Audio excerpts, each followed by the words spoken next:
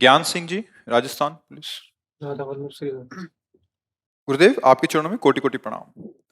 गुरुदेव, गृहस्थ जीवन में किस समय, किस स्थिति में, किस क्रिया के दौरान नाम जप करना निषेध है? किसी भी क्रिया में नहीं। नाम जप किसी भी क्रिया में निषेध नहीं है। मंत्र जप के लिए विधान है कि आप जब अपवित्र हो, अपवित्र क्रियाओं में हो तो मंत्र जप ना करें, लेकिन नाम जप किसी भी क्रिया में नहीं निषेध है। और बहुत ही धन्य भाग है कि वो हर क्रिया में नाम जप करे, तो उस क्रिया का जो बंधन है, कोई भी क्रिया हो, उसे बांध नहीं पाएगी। आप नाम जप करते हुए कोई भी सुख भोगें, आप देखें आपको सुखानुभूति नहीं होगी। वो सुखानुभूति नाम को रुकवाएगी कि रुको, क्योंकि वो अशत है और नाम शत है। अगर नाम जप करते हुए आप कोई भी क्रिया, कोई भी रसास्वादन, आपको पहले वो रसास्वादन मना करेगा, इस नाम को बंद करो, क्योंकि अगर वो रहा, नाम पहारू दिवस निशि ध्यान तुम्हार कपाट, तो इस असत संसार में सुख नहीं है। ये जो हमें सुखानुभूति हो रही है, ये भ्रमात्मक है। बिना ज्ञान हुए ये बात समझ में नहीं आएगी। जैसे हम जब गंगा किनारे भ्रमण करते थे तो प्रातःकालीन वेला पर जब सूर्य की किरणें रेत पे पड़ती थी तो दूर से दिखाई देता था निर्मल जल भरा हुआ है। मरुभूमि में जहां एक बूंद जल नहीं है, वहां निर्मल जल दिखाई देता था, तरंगायमान दिखाई देता, और जब नजदीक पहुंचो तो एकदम सूखी रेत है। ऐसे ही जिसे हम सुख समझते हैं, ये सुख नहीं, ये सुख की छाया है। क्योंकि है तो सुख कहीं, तो उसकी छाया पड़ रही। सुख कौन है? गोविंद, श्री कृष्ण। जैसे हम जिस शरीर को प्यार करते हैं, उस शरीर से गोविंद हट जाए तो उस शरीर को हम नहीं प्यार करेंगे, उसको जला देंगे, उसको गाड़ देंगे। क्यों? शरीर को ही तो जानते थे, उसी से प्यार करते थे, अब क्यों नहीं करते? बोले नहीं, वो नहीं रहा। वो जो प्यार करते थे जिससे, वो नहीं, उसे तुम जानते थे क्या? जानते तो शरीर को थे। अनजाने में भी हम भगवान से ही प्यार करते हैं। जिसे हम सुख समझते हैं, वो सुख नहीं, सुख की छाया है, समझ पड़ती नहीं, ये गिरधर की माया है। ऐसा त्रिगुणात्मिका माया का जाल बिछा हुआ है, पूरा जीवन निकल जाता है। ये भोगो, इसमें सुख मिलेगा, ये देख लो, इसमें सुख मिलेगा, ये एकत्रित कर लो, इसमें सुख मिलेगा। परिणामता कुछ नहीं होता। परिणामता अशांति, तृष्णा और नवीन पद्धति से भोग भोगने की इच्छा, ये हमको जलाती रहती है। इसका मतलब वो सुख नहीं मिला। कभी अविनाशी को जड़ प्रकृति से सुखी होना हो ही नहीं सकता। आप अविनाशी भगवान के अंश हैं। बिना भगवत चिंतन के, बिना भगवत आश्रय के प्रकृति आपको संतुष्ट नहीं कर पाएगी। चाहे जितना प्रकृति का भोग कर लीजिए, बड़े बड़े चक्रवर्ती राजाओं ने खूब मनमानी इस प्रकृति को भोगा है स्वामी समझकर, तब परिणाम लिखा है।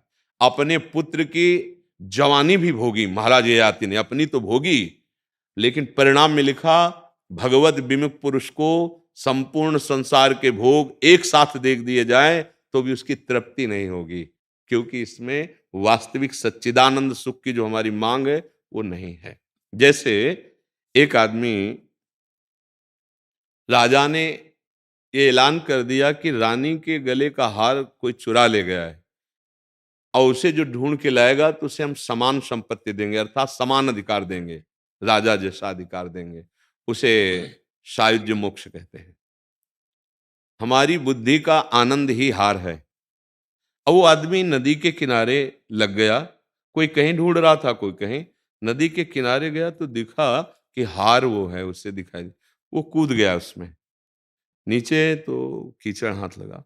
फिर बाहर निकल के आया, जब जल शांत हुआ फिर हार दिखाई दिया। सुबह से शाम हो रही थी। एक महात्मा उधर से निकले, उसकी प्रक्रिया को देखा, बार बार कूदता है, असफल होकर निकल। उनका भाई क्या आप ढूंढ रहे हो? तो उन्होंने कहा कि ऐसा ऐसा राजा की रानी का हार खो गया है, अगर मुझे मिल गया तो अपनी समीपता समान हमें सुख प्रदान करेंगे। तो उनका, तुम जहां सुख देख रहे हो, हार देख रहे हो, वो वहां नहीं है, पीछे मुड़ो। तो पीछे मुड़े तो एक बहुत बड़ा पेड़ था खजूर का। तो बाज पक्षी ने उस हार को समझा कि उसमें रत्न मणि आदि थे, एक मांस का जैसे, तो वो उसको पकड़ के लाया था और उस खजूर के कांटे में टांग दिया। जब चोंच मारी तो उसे पत्थर समझ में आया, उड़ गया, उसकी छाया पड़ रही थी। बिल्कुल ठीक ऐसे ही आपके अंदर सच्चिदानंद सुख है और आप उसे संसार नदी में बाहर देख रहे हैं, शरीरों में, भोगों में, नाना प्रकार की वस्तुओं में। बहुत जन्म हमारे इसी में बीत गए, ये भी जन्म इसी में बीता जा रहा है। देखो आप 50 वर्ष के, 40 वर्ष के, 30 वर्ष के हुए हो, क्या सुख मिला है? आप कहोगे खूब रुपया है, हमने सब भोग भोगे हैं, अनुभूति क्या है? वही तृष्णा, वही वासना, वही चाहत, मतलब वो चीज नहीं मिली जो हम खोज रहे हैं। वो जब मिल जाएगी ना, जैसे केवट जी को मिली, जब प्रभु के चरण धो रहे ना, तो अत आनंद उमगी अनुरागा, चरण सरोज पखारन लागा। अद्भुत आनंद।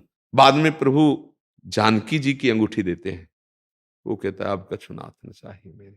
ये बात जब हृदय में आ जाए, पा गया, जो मैं मांग रहा था वो पा गया, वो प्रभु है। तो यदि आप हर क्रिया में नाम जप कर रहे हैं, तो आप बहुत बड़ा कार्य कर रहे हैं।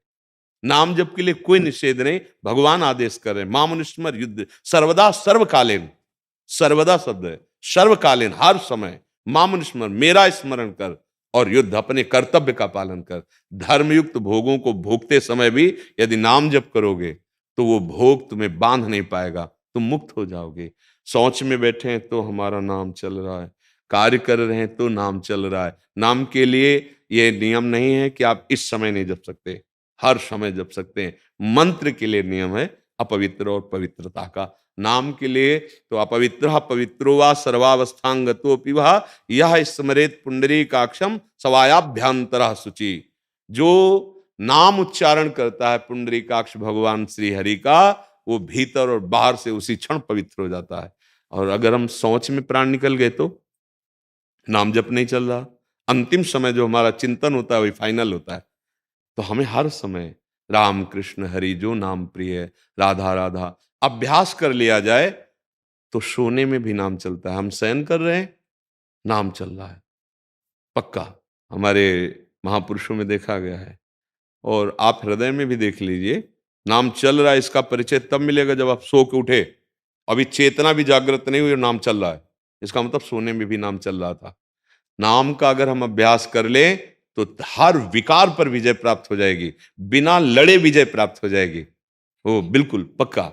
बस नाम निरंतर, ये तो बड़े भाग्य की बात है कि वो हर क्रिया करता हुआ नाम जप कर रहा है। जितने बड़े महापुरुष हुए हैं सब नाम के बल से हुए हैं, जितना भजन हुआ नाम हुआ। देखो ये नहीं कि विरक्त वेश को ही भगवान मिलते हैं, विरक्त वेश की स्थिति होती है। आप भक्तों को देखो, गृहस्थी में थे, नरसिंह मेहता गृहस्थ थे ना, हाँ प्रहलाद जी गृहस्थी में ही आगे चल के, ध्रुव जी गृहस्थी में, उनके पुत्र पौत्र सब हुए। और ऐसे महापुरुष हुए जिनका स्मरण प्रातःकालीन करने के लिए आदेश किया गया है। प्रहलाद, नारद, पराशर, पुंडरीक, व्यास, अम्बरीश, सुख, शौनक, भीष्म, दालव्यान। देखो भक्तमाल चरित्र पढ़ के देखो, एक से एक गृहस्थ महाभागवत थे। और अभी कुछ ही वर्षों पहले महान पूज्य श्री भाई जी हनुमान प्रसाद पोद्दार जी, धोती कुर्ता चश्मा और बड़े बड़े विरक्त उनके चरणों में बैठकर ज्ञान प्राप्त करते थे। पूज्य राधा बाबा ने तो आजीवन का सन्यास ही उन्हीं के समीप रहने का ले लिया। क्या है ये गृहस्थ और विरक्त केवल चलने की पद्धति है, दोनों बराबर सामर्थ्यशाली है, वही अंश है। हाँ आप प्रभु को भूल गए, आप भोगों में रत हो गए, और अगर भोगों को भोगते हुए प्रभु का स्मरण कर लें तो जो एक योगी को गति प्राप्त होगी वही आपको गति प्राप्त होगी, क्योंकि आप धर्मयुक्त भोगों को स्वीकार करके गृहस्थ मार्ग से चल रहे हैं। आप न गृहस्थ हैं न विरक्त हैं, न आप स्त्री हैं न पुरुष हैं, भगवान के अंश हैं, बस सेवा मिली है। जो वर्दी मिले, जो पद मिले, उसका आजीवन धर्मपूर्वक निर्वाह कर लिया जाए तो बस वो भगवान की पूजा बन जाती है। तो हमें पुरुष की वर्दी मिली, हमको, हम किसी के पिता हैं, किसी के पुत्र हैं, किसी के पति हैं, किसी के मित्र हैं, अपने अपनी जगह ठीक धर्मयुक्त वर्ताव और नाम जप, निश्चित उसको वही गति प्राप्त होगी जो एक विरक्त महान तपस्वी भगवत प्राप्त महात्मा, वैसे ही वो गृहस्थ भगवत प्राप्त महात्मा कहा जाएगा। देखो विभीषण जी भगवान के सामने आए तो विभीषण जी क्या है, लंकाधिपति रावण के भाई हैं और दूसरे प्रधानमंत्री हैं। कोई ऐसी लाल पीली पोशाक नहीं है, राजमंत्री है। भगवान क्या कह रहे हैं, तुम सरीखे संत प्रिय मोरे, धरो देह नहीं आन निहोरे। तुम्हारे जैसे संतों के लिए मेरा अवतार होता है, विभीषण जी को भगवान कह रहे हैं। क्यों कह रहे, उनमें साधुता है, वो भजन करते हैं, वो भगवान के प्रति इतना समर्पित है कि रावण लात मारी बुरा नहीं माना, तो भगवान कैलाशपति ने भी प्रमाणित किया, भगवान शंकर ने कि संत है उमा संत के यही बड़ाई, मंद करत जो करे भलाई। उनका आप पिता के समान, भले मारा मुझे, लेकिन फिर मैं आपसे हाथ जोड़कर कहता हूं, ये जो आप कर रहे हो बहुत बड़ा अपराध है। आप भगवान श्री राम की चरण शरण में जाइए और जानकी जी वापस कर दीजिए। नहीं माना, वो भगवान की शरण में आ गए। गृहस्थ में है विभीषण जी और महाभागवत परम संत कहे गए। तो देखो, ऐसा नहीं कि आप पैंट शर्ट में संत नहीं हो सकते। संत एक स्थिति होती है, एक स्वभाव होता है, संतों के लक्षण होते हैं, आंतरिक लक्षण होते हैं। हाँ, हमें बाहरी विरक्त मार्ग से वो लक्षण प्राप्त करने, आपको गृहस्थ मार्ग से प्राप्त करने। आप हमसे श्रेष्ठ हैं। कैसे?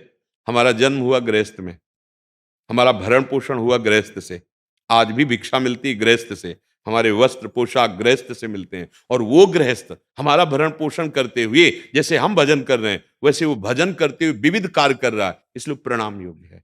बस हम लोग ये मान लेते हैं हम तो गृहस्थ हैं, हमारा तो कार्य केवल विषयों का भोग करना है, फिर हम बिगड़ जाते हैं। अगर हम ये माने कि हम एक साधक हैं, हमें गृहस्थ धर्म मिला है, या हमें जो भी ड्यूटी, जो भी पद मिला है, यही हमारी पूजा है, हम भगवान का स्मरण करते हुए कभी अधर्म आचरण नहीं करेंगे, ना किसी के प्रलोभन से डरेंगे और ना किसी के भयावह धमकी से डरेंगे। हम अपने कर्तव्य का पालन करेंगे, जीत जाएगा, इस माया पर विजय प्राप्त कर लेगा।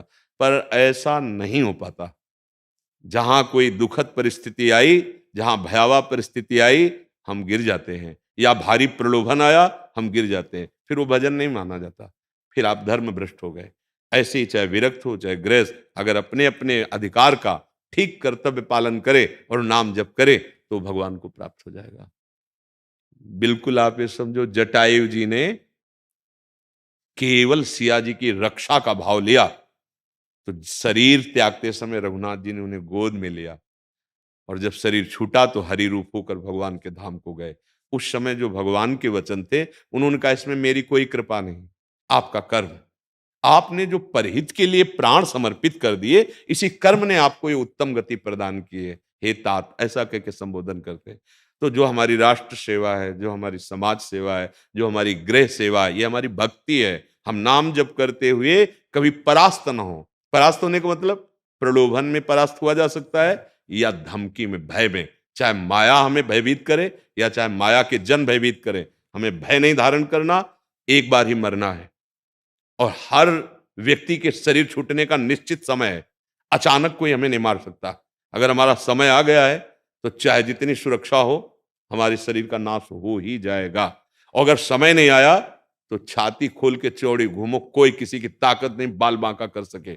जो विधना ने लिख दिया छठी राव के अंक, राय घटे न तिल बढ़े, रहुरे जीव निसंग। अगर प्राण छूटने हैं तो जो श्वास आखिरी है वो आखिरी ही होगी, चाहे जितनी व्यवस्था कर लो। फिर डरना क्या, सबको मरना है, एक बार मरना है। तो हमें कोई भय से गिरा सके या प्रलोभन से, ऐसा नहीं। अगर ऐसे चलोगे तो गृहस्थ में या राष्ट्र सेवा में या समाज सेवा में जो आप कर्तव्य कर्म कर रहे हो वही आपका भजन माना जाएगा, और नाम जप कर रहे हो इसलिए आपका सच्चिंतन है, आपको भगवत प्राप्ति हो जाएगी। समझ पाए आप? अंकित जी आगरा से।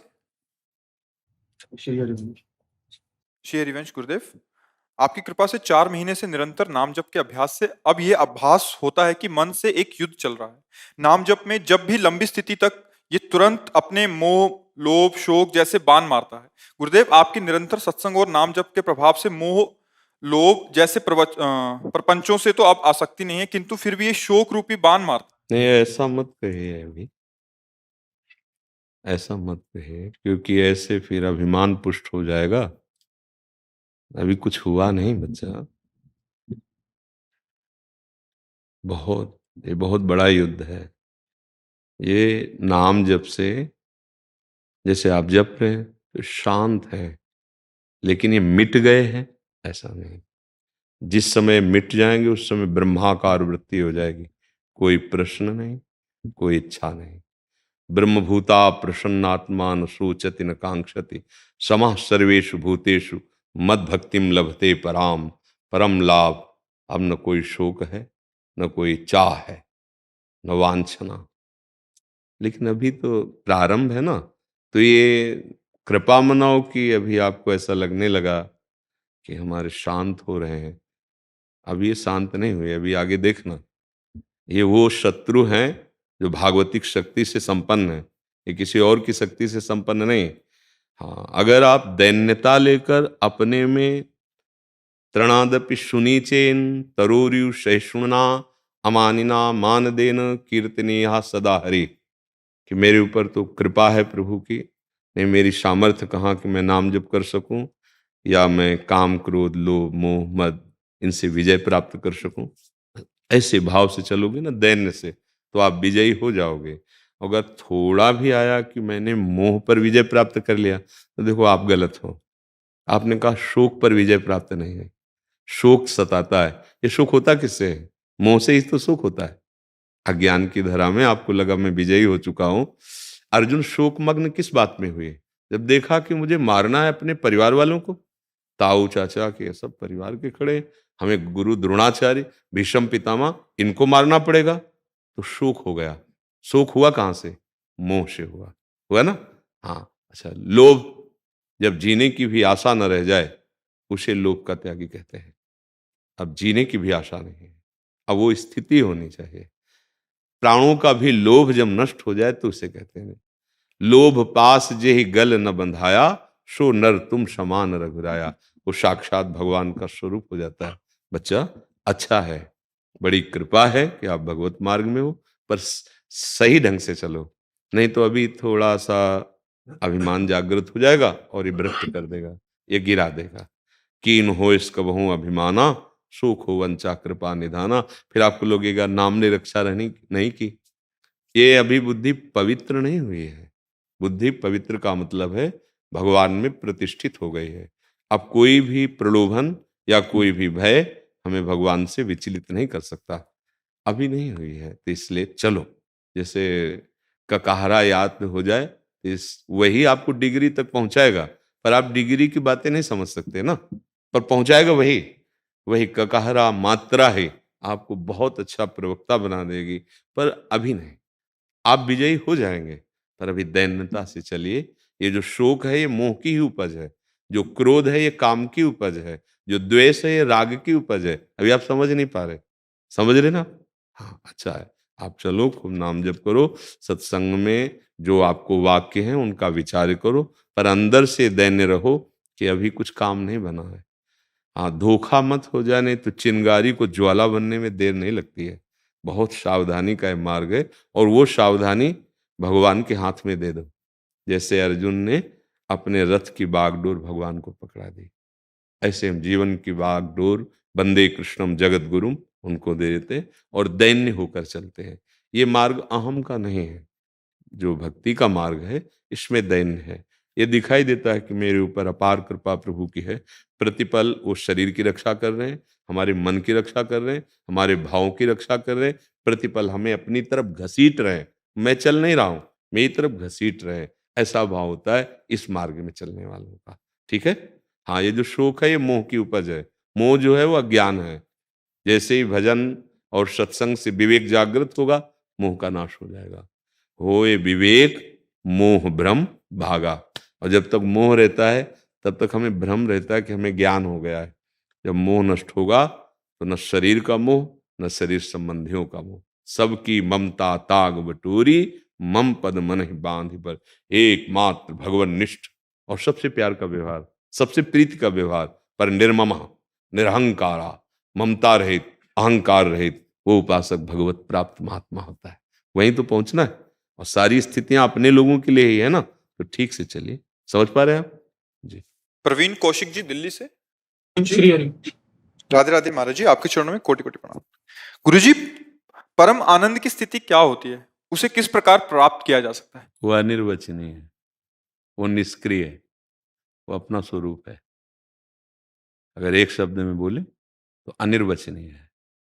और किस क्रिया से प्राप्त होता है? वो निष्क्रिय है। समस्त क्रियाओं का जब अहम त्याग हो जाता है, कर्ता भाव, और समस्त भोगों का भोक्ता भाव, तो जो है वही परमानंद है। जितना जो कुछ है, पहले साधन के द्वारा असाधन त्यागे, फिर साधन का भी अहम त्याग दे, तो जो बचता है स्थूल सूक्ष्म कारण तीनों से परे, वो है वही परमानंद है। वो अनिर्वचनीय है। वाणी की सामर्थ्य नहीं कि उसको बोल सके। वो अनुभव गम में भजें जे संता। समझ पा रहे? ये पहला उत्तर। अब दूसरा उत्तर, जब हम शरीर में फँस गए हैं, फँसे हैं ना शरीर में, शरीर की क्रियाओं में, इंद्रियों की क्रियाओं में और भोगों में फँस गए हैं। अब इससे निकल, जैसे काँटा लगे ना, तो उसको निकालने के लिए वैसे ही यंत्र चाहिए। या तो काँटा ही होना चाहिए मजबूत, और या फिर काँटे जैसी सुई होनी चाहिए, तभी काँटा निकलेगा ना। तो हम फँस गए आकार में, इस शरीर में, फँस गए संसार के भोगों में। अब हमको सुधरना है, तो मानी संख्या आकार की, गुरुदेव, भगवत स्वरूप, गुरु ब्रह्मा गुरु विष्णु गुरुदेव महेश्वरा, गुरु साक्षात परब्रह्म, मानी संख्या। वैसे तो सर्वत्र वही है, पर अब हम मान लिया कि मेरे भगवान गुरुदेव। अब सवाल हल होना शुरू हुआ। अब गुरुदेव ने जो हमें आज्ञा करी साधना की, अब उस पे हम लग जाएं, तो हमारा अहंकार गलित होने लगेगा, हमारा हृदय पवित्र होने लगेगा, हमारी कामनाएं शांत होने लगेंगी। जहां कामनाएं हटी, अहंकार गलित हुआ, ये जो पुरुषत्व का अहंकार है ना, मैं स्त्री, मैं पुरुष, देहाभिमान, तो परमानंद कहीं उपज नहीं है कोई। परमानंद हमारा स्वरूप है। परमानंद हमारे आराध्य देव है ना, जो आनंद सिंधु सुख राशि भगवान, उन्हीं के हम अंश कहे जाते हैं ना। तो आनंद सिंधु का अंश क्या होगा? आनंद सिंधु, चेतन अमल सहज सुख राशि।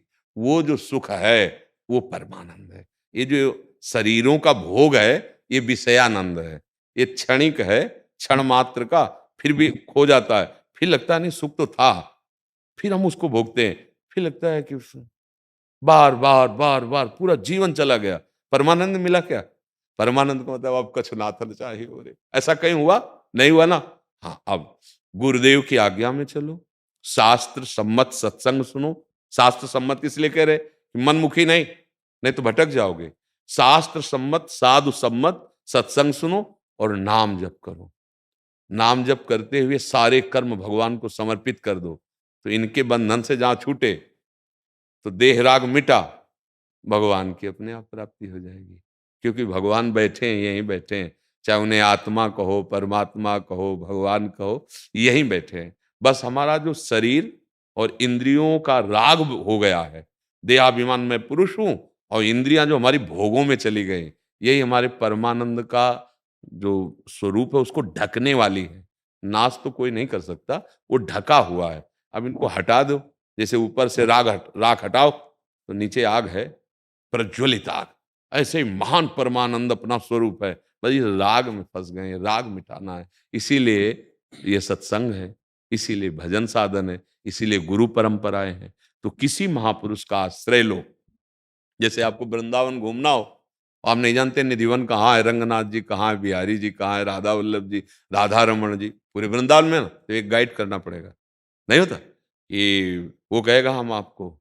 तो ये जो संत जन है, जो गुरुजन है, ये भव जाल जो बिछा हुआ है माया का, ऐसी पगडंडियां कि फंस जाओ, तो गाइड पकड़ो गुरुदेव का, और गुरुदेव बताएंगे कि इन पगडंडियों से निकलकर ऐसे, ये है स्थान आपका परमानंद, नहीं जहां जाना है। देखिए, तो गुरुदेव का आश्रय लो। अगर आपको प्रगट में नहीं मिल रहे, तो सबसे बड़े गुरुदेव, गुरुदेव के गुरुदेव, जगत गुरु श्री कृष्ण, उनको अंदर हृदय से मानो कि हे भगवान, मैं आपको गुरुदेव रूप से वरण करता हूँ। और अगर आपको लगता है प्रगट में चाहिए, तो आप पहुंचा दीजिए या उनसे मिला दीजिए, वो हमसे आके मिल लें या हमको वहां पहुंचा दीजिए। फिर यात्रा शुरू होती है परमानंद की, जब हम उनकी आज्ञा के अनुसार साधन करते हैं। वैसे तो वो निष्क्रिय आनंद है, क्योंकि कोई भी क्रिया प्रारंभ की जाती है और अंत हो जाती है। तो प्रारंभ और अंत वाली क्रिया से अनंत का अनुभव नहीं होता, समझ रहे? पर करना पड़ेगा, क्योंकि करने का वेग है। अगर सही नहीं करोगे तो गलत करवा देगा। तो सतमार्ग की क्रियाएं करो, असत का त्याग कर दो। और जब आप सत क्रियाएं करोगे, तो गुरु कृपा से आपको पता चलेगा कि ये तो माया के प्रवाह गुणों से हो रहा है। तो सत्य क्रियाओं का भी कर्ता भाव खत्म हुआ, और जहां कर्ता भाव खत्म हुआ, तो वहीं आप हैं। आपका जो स्वरूप है वो आनंद स्वरूप। ये अहंकार हमें आनंद नहीं लेने दे रहा। मैं धनवान, मैं बुद्धिमान, मैं, तो फंसा दिया माया में। मैं और मोर तोरते माया, इसी में फंस गए। समझ पा रहे आप? हाँ, संतों के निर्देश से चलो, नाम जप करो, अच्छे कार्य करो, सत कार्य करो, बुरे कार्यों का त्याग कर दो, तो आप परमानंद की तरफ चल पड़ोगे। आप परमानंद है क्या? आप ही है। अभी गलत जगह हम अपने आप को लगा दिया, ये इसलिए हम फंस गए हैं। अब हमें मुक्त अगर होना है तो हमें शास्त्र और संत सम्मत मार्ग को चलना होगा। जैसे जैसे आप गंदे आचरण करते जाओगे, वैसे वैसे आपकी बुद्धि इतनी मलिन होती जाएगी कि ये सब बातें आपको व्यर्थ लगने लगेंगी, समझे में नहीं आएगा। और जैसे जैसे आप पवित्र आचरण करोगे तो ये बातें अमृत जैसी आपको लगने लगेंगी। ये लगेगा कि हाँ, मुझे अब यही सुख प्राप्त करना है। तो गृहस्थी में रहते हुए, भोगों को भोगते हुए वो परमानंद को प्राप्त कर सकता है। जो ये जान जाए कि मुझे कैसे चलना है परमानंद के मार्ग में। संपूर्ण गीता, संपूर्ण शास्त्र, संपूर्ण महापुरुष उसी का वर्णन करते रहते हैं। तो पहली सीधी बात पकड़ो, गलत कार्य नहीं करना, अच्छे कार्य करना है। दूसरों को सुख पहुंचाना अच्छा कार्य कहा जाता है। जिसे शास्त्र कहते हैं करो उसे अच्छा कार्य कहा जाता है। और नाम जप करेंगे और सत्संग सुनेंगे, अपने आप आपको मार्ग मिलने लगेगा परमानंद का। ठीक है जी। रूपा काफले जी नेपाल से। श्री हरिवंश। महाराज जी राधे राधे। महाराज जी मैं गुरु द्वारा दीक्षित हूँ। मेरे गुरु ने 12 वर्ष पहले ही समाधि ले चुके हैं। तो गुरु के समाधि के बाद शिष्यों का गुरु आश्रम में आना जाना कम होता है। गुरु दीक्षित शिष्यों में भी बहुत कम है जो आश्रम आते हैं। महाराज जी मेरा प्रश्न यह है कि गुरु के समाधि के बाद गुरु आश्रम का अस्तित्व क्या होता है? गुरु की समाधि के बाद शरणागत का कर्तव्य बढ़ता है, रिस्पॉन्सिबिलिटी बढ़ता है, कैसे सेवा करनी चाहिए? अगर सच्चा परमार्थ का पथिक है तो गुरु मंत्र पे नजर रखता है, गुरु वाक्यों पे नजर रखता है। अगर गुरु आदेश कर गए हैं कि आश्रम की सेवा देखिए तो बात अलग है। नहीं, आश्रम की सेवा देखने में ही फिर गुरु भाई में दोष दर्शन होता है कि पहले तो ऐसा नहीं होता था, अब ऐसा होता है, लड़ाई झगड़ा होते हैं, फिर संपत्ति पर नजर हो जाती। ये सब प्रपंच नहीं। परमार्थ के पथिक को गुरु वाक्यों पर ध्यान देना है। अगर गुरु जी कह गए हैं जिम्मेवारी तुम्हारी, तो आप प्राण अर्पित करके करना है, क्योंकि उनकी आज्ञा पालन अगर नहीं तो गुरु मंत्र और गुरु उपदेश पर नजर रखो। वही गुरुदेव का जीवन है, वही गुरुदेव की संपत्ति है। नाम सुकृत धन अपनी जीवन, अति हित मान देत वरदान। वृंदावन हित बलिपद पावन, भक्ति प्रकाशत ज्यों जग भान। नमो नमो गुरु कृपा निधान। गुरुदेव ने कृपा करके अपनी जीवनी शक्ति दे दी। नाम, मंत्र, उपासना, हमको उस पर ध्यान रखना है। बाहरी मायाकृत संपत्ति का यदि आदेश किया है कि आपकी जिम्मेवारी, फिर प्राणपन से सेवा करेंगे। अन्यथा बाहरी में तो फिर राग द्वेष हो जाता है। वो ऐसा फिर लड़ाई झगड़ा, फिर मुकदमा कि अमुक शिष्य का अधिकार नहीं, मेरा अधिकार, और सब फिर दोस्त नहीं।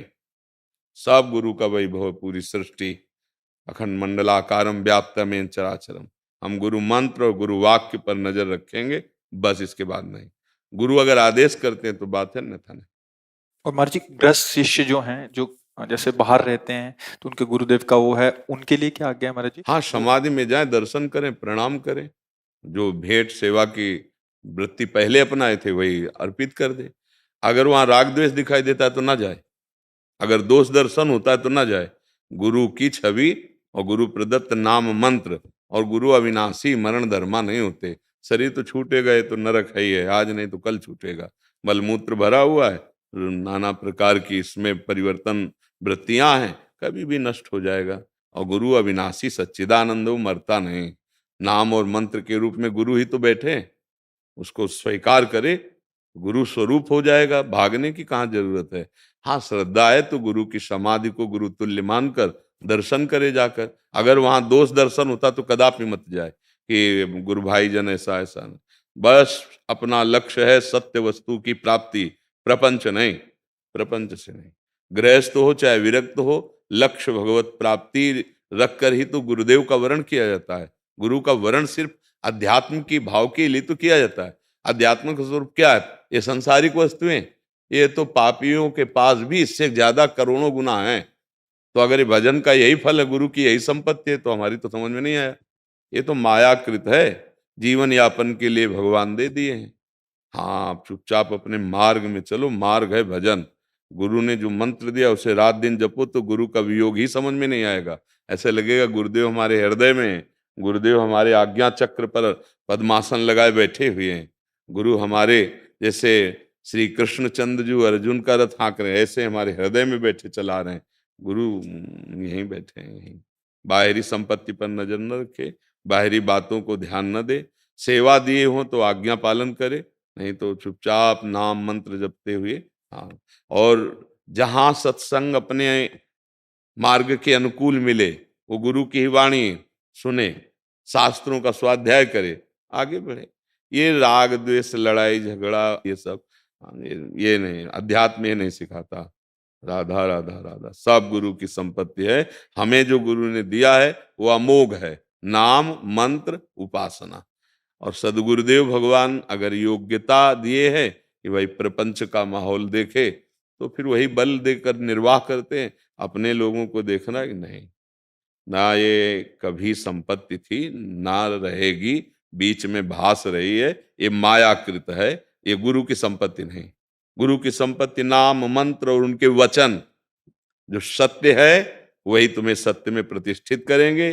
प्रायः शिष्य जनों की भावनाएं लौकिक संपत्ति में लग जाती है। गुरु के प्रभाव से आई हुई लौकिक संपत्ति का भोग करने वाला शिष्य गुरु की आंतरिक संपत्ति पर कभी अधिकार नहीं प्राप्त कर सकता। अगर ज्यादा लोभ बढ़ गया तो गुरु के होते हुए भी गुरु के साथ अमंगल व्यवहार कर सकता है। ऐसे कितने उदाहरण हुए कि गुरु को जहर दे दिया, ऐसा ऐसा। कई बार हमने सुनाया कि एक बहुत बड़े महापुरुष थे, अब जो ऊंचाई में पहुंचते हैं तो सारा वैभव रिद्धियां सिद्धियां सब आने लगती हैं, बड़ा वैभव। तो एक मास्टर थे, वो आया जाया करते थे। मास्टर बुद्धिमान तो थे ही, विवेकवान नहीं थे। उन्होंने सन्यास ले लिया। अब ज्यादा प्रियता और सब सेवाएं संभालने लगे धीरे धीरे।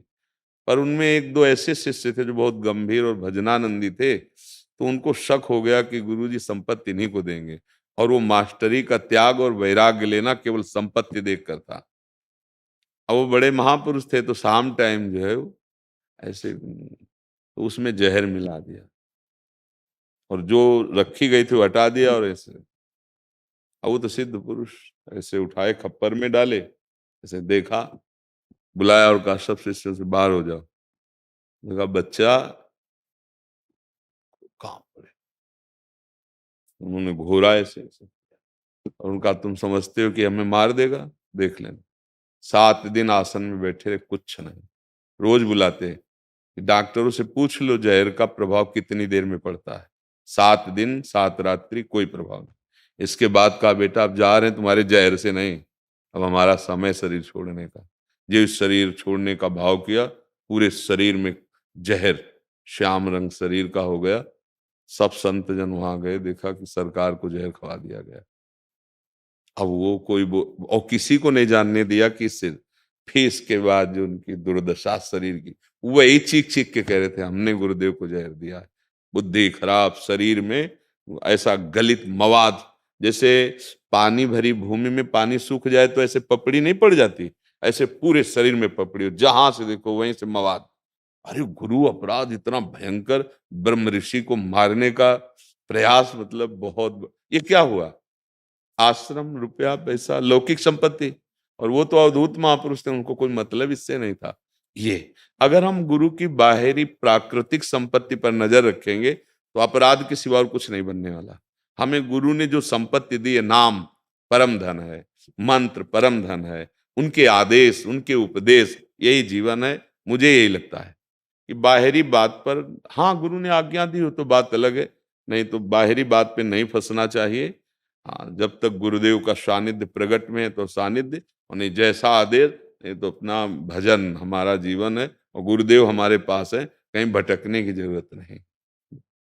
बनवा दो तो परिक्रमा मार्ग में आनंद लेव करेंगे, इससे के दर्शन करते हुए और जाए करेंगे।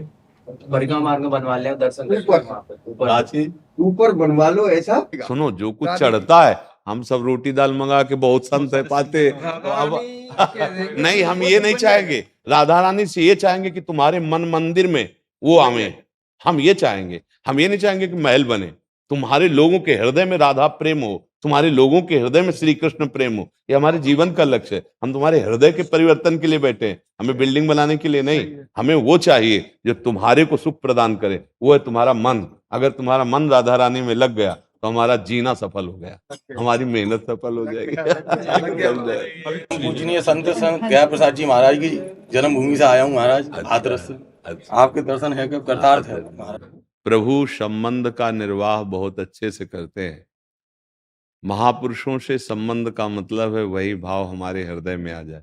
जैसे हम गर्व से कहते हैं ना कि हम बाबा के, तो बाबा के प्राण जैसे लालजू महाराज थे ना, वैसे ही हमारे हृदय में प्यार उत्पन्न हो। अगर लालजू के प्रति नाम जप, लालजू के प्रति प्यार और समर्पण हो गया, मानो हमने बाबा को रिझा लिया। बाबा हमारे हैं तो हमारे हृदय में बाबा का जहां प्यार है, देखनो ये है कि महापुरुषों को हियो कहाँ ठहरानो, हियो कहाँ ठहरानो, ताको गहनो, गहनो माने उसको पकड़ना। बाबा का हृदय कहाँ है? लाल जी पर। तो लाल जी पर हमारी चित्त वृत्ति अर्पित हो जाए, हम उनका नाम जप करें, हम उनके आश्रित रहें, यही हमारे संतों के संबंध का फल है। संत संग हुआ किसी भी संबंध से, गुरु शिष्य का संबंध, सत्संग से संबंध, या जन्म से संबंध, या कर्म से संबंध, अब हमारा परम मंगल होना चाहिए। संत संग अपवर्ग कर, अर्थात भगवत प्राप्ति होनी चाहिए। तो खूब नाम जप कीजिएगा और ठसक रखिए महापुरुषों की चरण रज का। बस ये चरण रज हमें वो भगवत प्रेम प्रदान कर देती है। हमें बहुत अच्छा लगता है, जैसे आप सब जन नहीं कि हम बाबा, बस जिसके जीवन में संत है माया उसे परास्त नहीं कर सकती। वास्तविक जिसने अपने जीवन में किसी संत को गाइड रूप में, आराध्य रूप में, निर्देशक रूप में स्वीकार कर लिया कि अब हमारे जीवन का जिधर निर्देश वो करेंगे उधर वो निश्चित संत संग अपवर्ग कर, वो समस्त दुखों से मुक्ति प्रदान करने के लिए है। पर नाम खूब जपिए, महापुरुषों के वचन याद रखिए। बाबा जी हमारे हाथरस में एक जगह पे उनकी बाबा जी की मूर्ति लगा के मंदिर बनाया है, हाँ बहुत सुंदर है। तो ऐसा ये सही है? वैसे महापुरुषों के वचन ही पर्याप्त हैं, उनके वचनों पे हम चले तो आज आप श्रद्धा करते हैं, कल उनको शायद ना जानने वाले लोग उस समय हो, लेकिन उनके वचन को जो जानेगा वो अनादिकाल तक वचन उसको उस परम तत्व में स्थित उस स्वरूप को प्रदान करने वाले बने। हमें लगता है महापुरुषों के वचनों पर ज्यादा हमें ध्यान देना चाहिए, क्योंकि महापुरुषों का जीवन उनके वचन है। अगर उनके अमृतमय वचनों को स्वीकार कर ले तो जहां वो महापुरुष हैं वहीं वो पहुंचा देंगे। आप सरिस चाहें सब की ना, वो अपने समान सबको बनाना चाहते हैं, अर्थात भगवत प्रेमी, अर्थात परमानंद में युक्त हमारा मन ही हो जाए। वो लालजू महाराज हैं, परमानंद का स्वरूप, भगवत स्वरूप हमारे। जय जय जय। महर्षि ये एक नया छोटा प्रारूप में किया है, इसमें हित 84 जी, हित स्फुट वाणी और हित सेवक वाणी एक ही छोटे जैसे बैग में भी आ जाए। हाँ, इसमें तो ये सुविधा है कि छोटी सी बैग में भी रख हाँ, सकते हो। पूरी 84 जी, पूरी स्फुटवाणी, पूरी सेवक वाणी है, जी महाराज। बहुत सुंदर है और इससे अधिक लाभ मिलेगा। हाँ। जैसे बड़ी वाणी जी है ना, उसके लक्षण के लिए बड़ी है, अगर ये सही तो ये ऊपर की जेब में भी रखी जा सकती है, साइड में भी रखी जा सकती है। बस ये कि इसमें एक थोड़ा कपड़ा का आसन जरूर हो, मतलब इसको कपड़े में ठीक। हाँ ऐसे बांध जो के जैसे रखना चाहिए। देंगे तो उनको बता देंगे कि हाँ कि ऐसे कपड़े में बांध में के रखें, रखें, फिर बहुत बैग में रखें। हाँ बहुत सुंदर, बहुत सुंदर। और क्या है कि अपने लोगों ने इसको शुद्ध करके जी महाराज। कि छापे में जो नहीं महाराज गलतियां जी, होती हैं उनका सुधार जो किया आपने गया है। महाराज जी बड़ी वाली वाणी में सुधार कराए थे, हाँ। वो सारे के सारे इसमें नहीं सुधार बहुत हैं। सुंदर है, आप उसमें बहुत उस वाली वाणी में जो यहीं से प्रकाशित थी उसमें राधा सुधा निधि जी एक्स्ट्रा थी एक, हाँ और कुछ और पाठ आदि थे। हाँ इसमें वो नहीं है, इसमें हित 84, हित स्फुट वाणी और हित सेवक हाँ वाणी नहीं बहुत मूल सुंदर, पाठ है पूरा हाँ का पूरा बहुत महाराज। बहुत सुंदर। वैसे आपसे एक प्रार्थना करें, जैसे आप अपने इस वस्त्र को जो पहने हैं इसमें राधे राधे लिखा है, यदि आप इसे जन साधारण बाथरूम में धोएंगे कभी तो ये राधा नाम की धोवन जाएगी, तो इसमें ठीक नहीं है। तो आप कृपा करके इसको कभी धोइएगा नहीं। आप वैसे तो हम ये प्रार्थना करते हैं कि ऐसे लिखे हुए वस्त्र मत पहनिएगा, क्योंकि कभी आपने अगर ऐसा किया कि धोया तो जहाँ हम लघु शंका करते हैं वही राधा नाम का, तो राधा नाम सिंहासन में भी विराजमान है, हमारा हृदय हमारा प्राण है, तो नाम का धोवन बाथरूम में जाएगा ना, तो इसलिए महाराज जी बैठते समय भी पीछे आएगा। हाँ। अब जैसे आप हाँ ऐसे बैठे तो राधा नाम के ऊपर बैठ जाएंगे, पीछे का हिस्सा है ना। मेरी प्रार्थना है कि आगे से अगर ऐसा है तो ओढ़ने का, जैसे वस्त्र राधा नाम का है तो हम ऊपर ओढ़े हुए हैं, फिर उसे टांग दिया। अगर कभी धोना पड़े ना तो हम तो कहेंगे ये सलाह कि यमुना जी में, वृंदावन में धोए, नहीं तो राधा नाम है, अगर जन साधारण के पैर के नीचे भी पड़ा तो ठीक है। एक बार क्या हुआ, राधा बाबा को जानते हो, गीता वाटिका में नाम सुना होगा, तो वहां घनश्याम दास ठाकुर जी वृंदावन के थे, तो वहां ऐसे ऐसे रज में लिख दिया ऐसे राधा। बाबा जब वहां से निकले तो देखा उनका, किसने लिखा, जमीन पे, किसी का पैर पड़ जाएगा, बोले ठाकुर जी ने लिखा। वो ठाकुर जी बनते थे रास में, तो बुलाया उनका, ठाकुर जी आपने ऐसा कैसे कर दिया, और फिर वहां की पूरी रज उठाकर अपने अचले में और फिर तुलसी जी के घेरे में डाली। तो महापुरुष जन राधा नाम की महिमा जानते, तो इसलिए हमें देख के लगा कि आप कृपा करके यहाँ आए हो तो आप ये सीख ले लो कि आप सादे वस्त्र धारण कीजिए। हाँ, ऐसा महाराज जी मतलब किसी भी नाम पे, जैसे हाँ, कोई कोई राम भी नाम राम लिखा है, नाम या कृष्ण नाम, हरि नाम, जो भी है ना, अगर हम दुपट्टे में है तो चलेगा, दुपट्टा ओढ़ लिया ना, फिर उसे सम्मान से टांग दिया, लेकिन हम उसे बाथरूम में नहीं धोएंगे, क्योंकि नाम विराजमान है। हम जितना नाम का आदर करेंगे उतना ही नाम हम पर कृपा।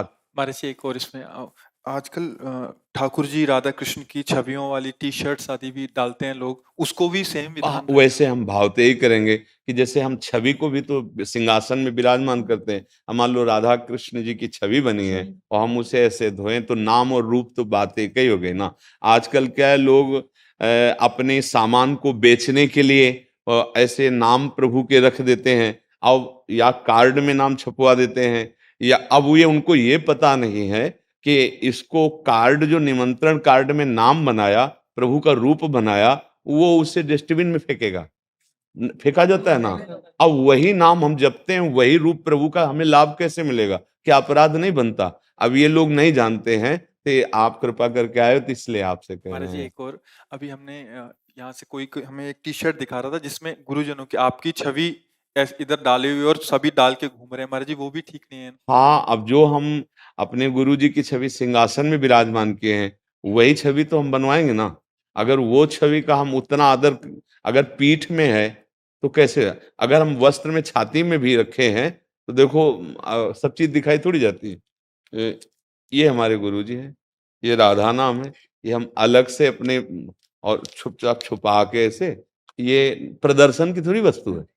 तो हम अगर गुरुजनों की छवि पहने तो ये है, अब हम इसे धोएंगे थोड़ी, ये आजीवन हमारी छाती से लगे। अब कपड़े पे तो मतलब उपहास समझो ना, जैसे पोस्टर में छपा दिया, नाली में फटा गुरुदेव का पोस्टर पड़ा है, उसी गुरुदेव को हम सिंहासन पे विराजमान किए हैं और उन्हीं का तो हमें लगता है कि यही हमारी भक्ति नहीं होने देते। जो ये गलतियां है ना, ये हमारे अंदर भक्ति का रंग नहीं आने देते। तो ये सब आपकी आपकी जैसे भावना देखी ना, तो इसलिए हमें मन आया कि चूड़ी तो भी राधे राधे लिखते, वो भी पहने हैं या नहीं? अब अगर आप सोच गए हैं तो फिर अब देखो, अब जैसे मेहंदी लगवाई और उसमें आपने राधा नाम या श्याम सुंदर बनवा लिए, या ऐसे नहीं करना चाहिए। जैसे आपके हाथ हैं, अब आप प्रातःकालीन अपनी नित्य क्रिया करते हैं तो फिर दोनों हाथ, अब उसी में नाम लिखा हुआ है, तो यही बुद्धि को भ्रष्ट कर देते हैं, लोग समझ नहीं पाते।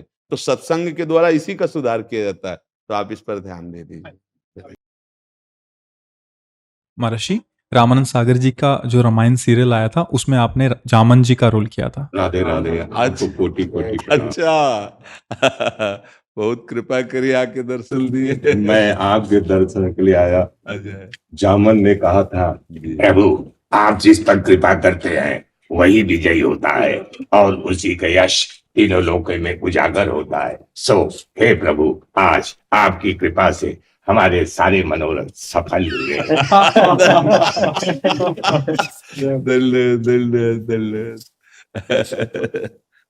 आज हमारी सारी मनोरथ हमारी, मैं आपको यूट्यूब पर आपकी सदा जय हो लिख के भेजता रहता जी था। जी जी जी। श्री जी की एक चुनरी उड़ाओ। हाँ, किसी भी तरह से सही हमारे प्रभु की लीला में हाँ वो पात्र बने जो बहुत प्रशंसनीय है।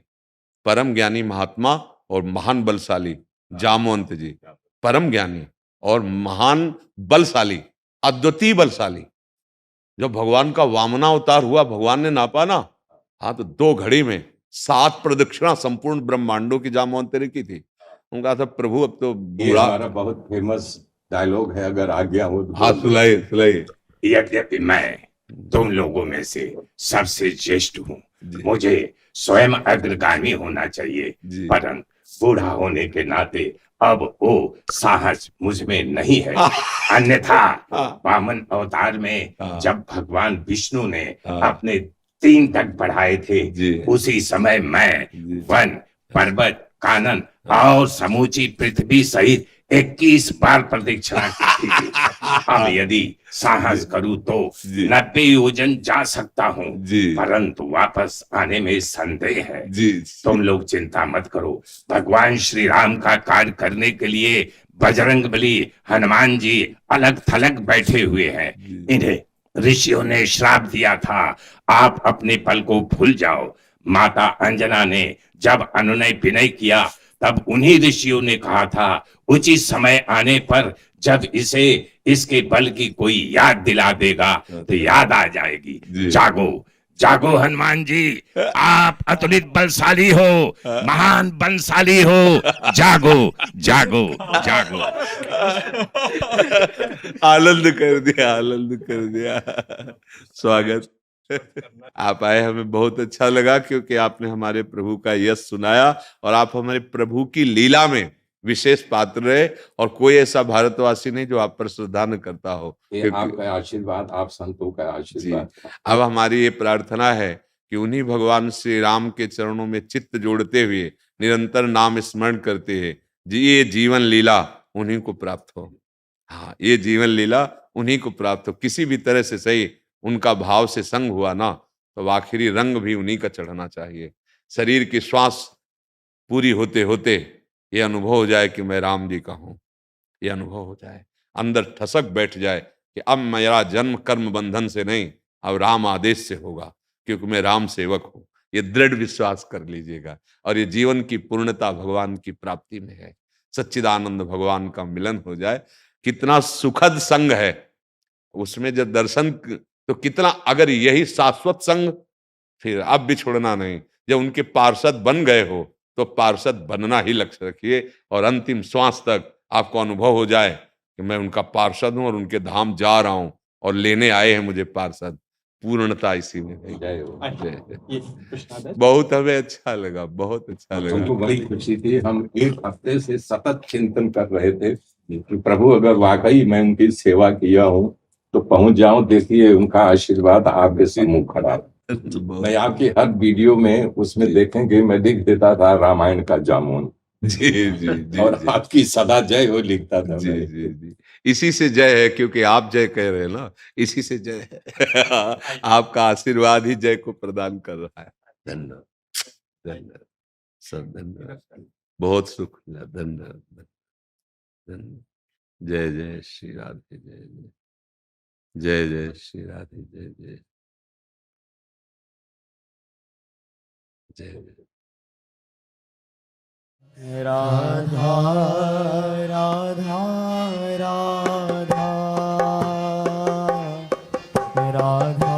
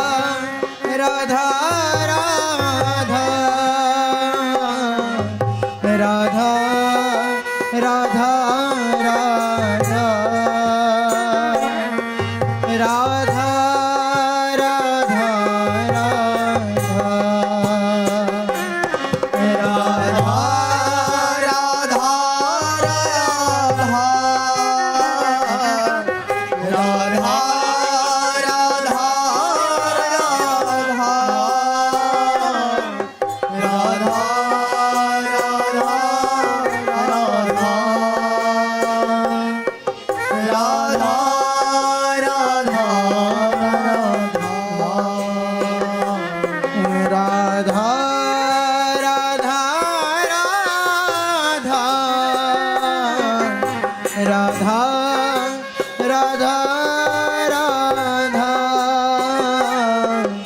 राधा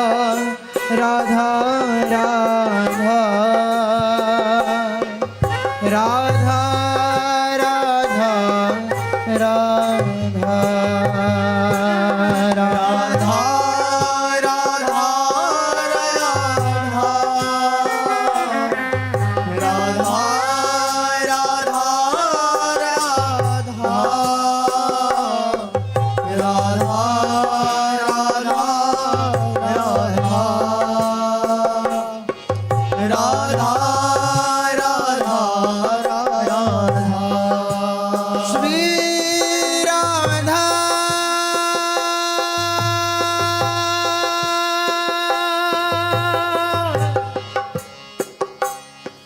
राधा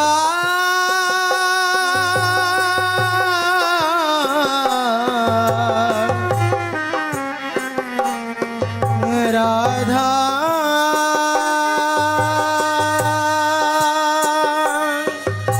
राधा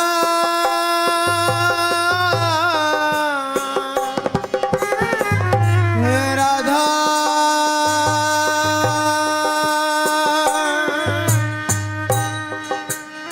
श्री राधा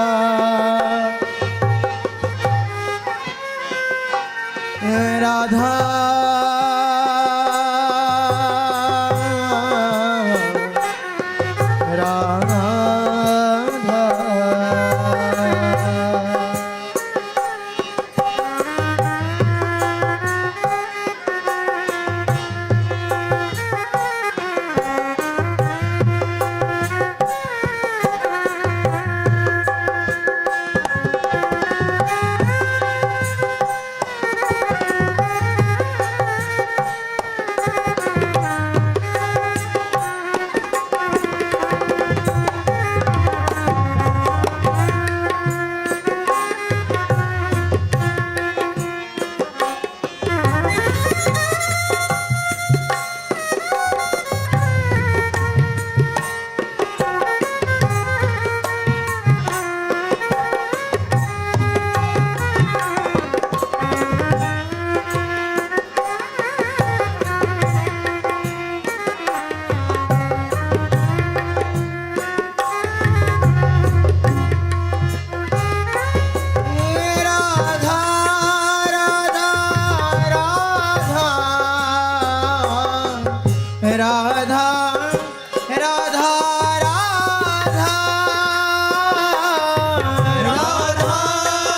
राधा राधा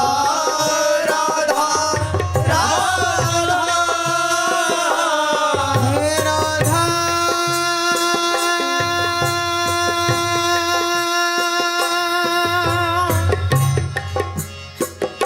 श्री राधा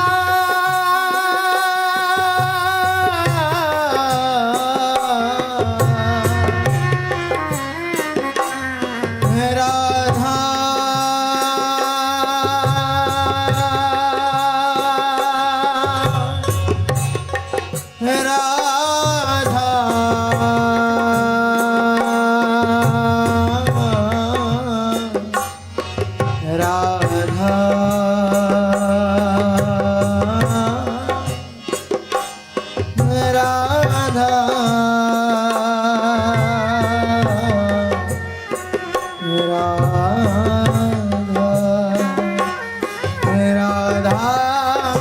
राधा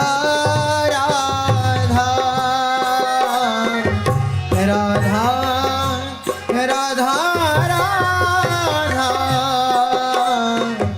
राधा राधा राधा